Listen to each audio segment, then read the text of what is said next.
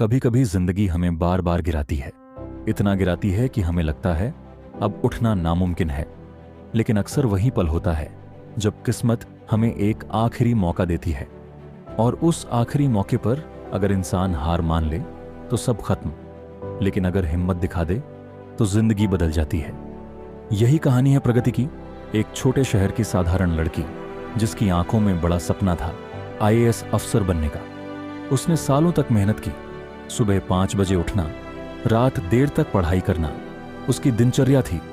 लेकिन जिंदगी ने उसके साथ खेल खेला और वो लगातार 3 बार एग्जाम में असफल हुई। हर बार नतीजे के बाद मां की आंखों में आंसू और पिता की खामोशी ने उसे भीतर तक तोड़ दिया।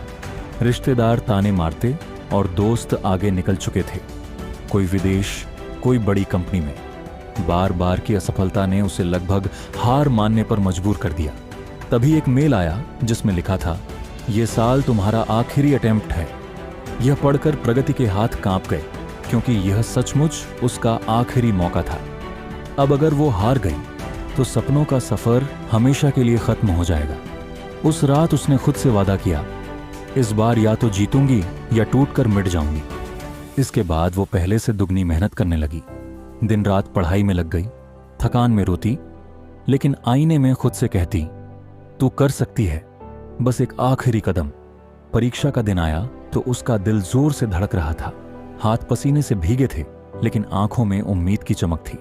सवाल मुश्किल थे, पर इस बार उसने हार नहीं मानी और हर सवाल पर अपनी पूरी ताकत लगा दी।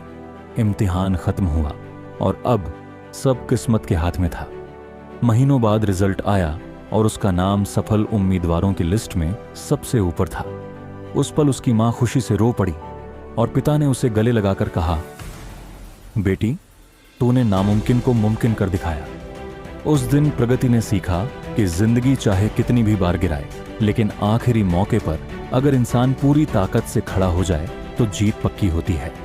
यही सबक हम सबको याद रखना चाहिए, क्योंकि जिंदगी हमेशा हमें एक आखिरी मौका देती है, और अगर हम उस मौके को हिम्मत और मेहनत से पकड़ लें तो वही आखिरी मौका हमारी पूरी जिंदगी बदल सकता है।